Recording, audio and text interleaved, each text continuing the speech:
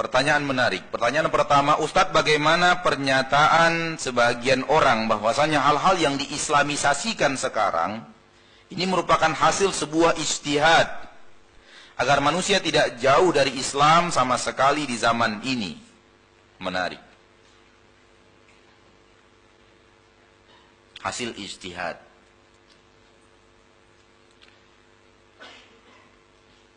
Mengertikah orang ini apa itu ijtihad? Sehingga dia menggunakan kalimat ijtihad dan dia mengklaim ini adalah hasil ijtihad. Telah berijtihad Ustadz Fulan, Majelis Fulan, bahwa musik Islami itu halal. Misalnya, ijtihad Ustadz. Tahukah Anda apa itu ijtihad? Al-ijtihad itu adalah badlul wus'i fi istinbatil ahkami syar'iyyah min adillatiha syar'iyyah. Mengerahkan seluruh kemampuan kita untuk mengambil kesimpulan hukum dari dalil-dalil syar'i. Itu ijtihad. Bagaimana seorang alim berusaha maksimal, berupaya optimal untuk membaca Al-Quran, membaca hadis Nabi, menarik kesimpulan hukum tentang masalah yang ditanyakan kepada beliau. Terkhusus hal-hal yang di zaman Rasul tidak ada. Terkhusus hal-hal yang di zaman Rasul belum terjadi. Itu dia yang namanya ijtihad. Kalau di zaman Rasul sudah diharamkan musik, lalu seorang ulama badul wus mengerahkan segenap kemampuannya, bertemu dia dengan hadis-hadis itu dia abaikan, lalu dia katakan halal. Ijtihad ini tidak ijtihad. Ya. Sedikit kita tarik keluar dari jalur ini, sudah saya jawab. Pertanyaan sudah saya jawab. Banyak orang Islam, terutama awam kaum muslimin, itu sulit untuk memahami musik itu haram. Banyak sekali. Tidak sedikit. Terutama kaula muda. Terutama, ini yang terutama ya, kaula muda. Saya menemukan cara, yang mudah-mudahan bermanfaat untuk kita, bagaimana meyakinkan mereka bahwa musik itu haram. Saya menemukan cara. Saya ajarkan sekarang, mudah-mudahan bermanfaat untuk kita semua. Ini sudah keluar dari tema ya. Tadi tema yang ditanyakan itu sudah keluar. Ini tambahan.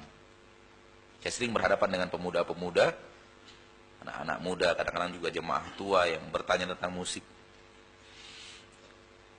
Jawaban kita seperti ini. Kalau masih ada di antara kita sekarang di sini yang belum paham bahwa musik itu haram, maka ikuti apa yang akan kita sampaikan berikut ini. Sekarang begini kita katakan kepada saudara kita itu. Sekarang kita pilah dulu.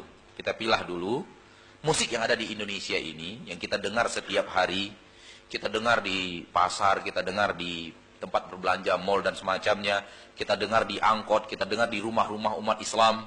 Mari kita presentasikan dulu. Presentasikan dulu. Berapa persen yang Islami, yang berapa persen yang tidak Islami? Kira-kira berapa persen? Yang Islami, yang bukan jumlah nominal, tapi yang terdengar di pasar, yang terdengar di angkot, yang terdengar di rumah-rumah, dikumandangkan oleh umat Islam gitu, sepanjang tahun. Berapa persen kira-kira yang Islami dengan yang tidak Islami? 25-75, artinya 25 yang Islami, 75 yang tidak Islami. Yang lain? 10-90. Ada yang lebih bakhil?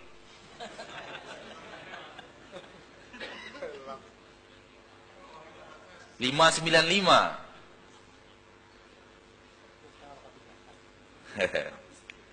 Ya sudah, kita ambil yang tengah-tengah. Enggak terlalu royal 25, tidak terlalu bakhil 2,5%, yang 10 lah kita ambil. Kita ambil yang 10 ya, kita ambil, kita pilah dulu. yang sering terdengar, yang sering kita ucapkan, yang sering kita dihafalkan oleh masyarakat umat Islam Indonesia ini tentang musik itu kita ambil 10% yang Islami, 90% yang tidak Islami, gitu ya. Baik. Kita singkirkan dulu yang 10% ini. Kita bicara yang 90%. Karena kita bicara yang mayoritas. Silakan tanya hati nurani Anda. Mulai dari lirik lagunya, yang menyanyikannya, goyangan di panggungnya. Lalu jawab pertanyaan saya, kira-kira ini mengajak kita ke surga atau ngajak kita ke neraka?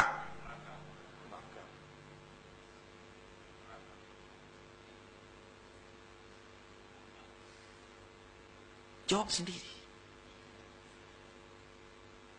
Anda bisa menjawabnya.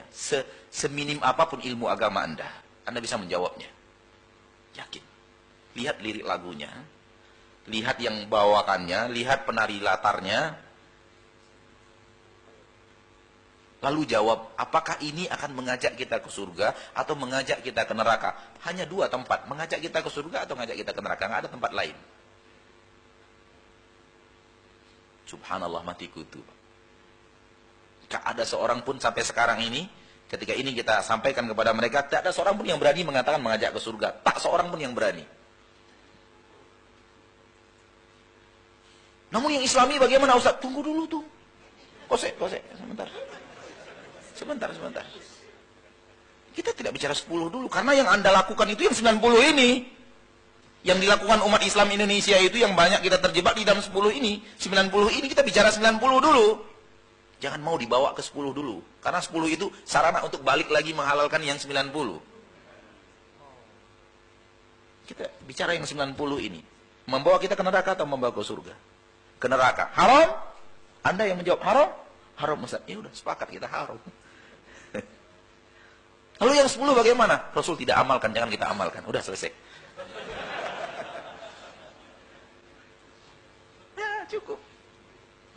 Karena mereka akan berdalih dengan yang 10 untuk menghalalkan yang 90.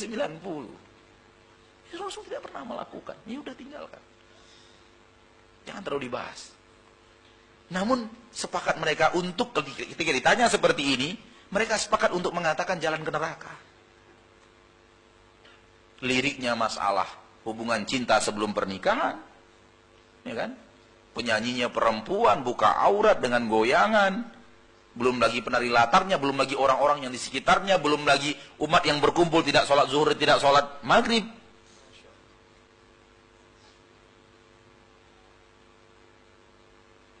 Belum lagi alkoholnya. Belum lagi setelah itu perzinaannya. Gak mungkin seorang pun mengatakan ini halal.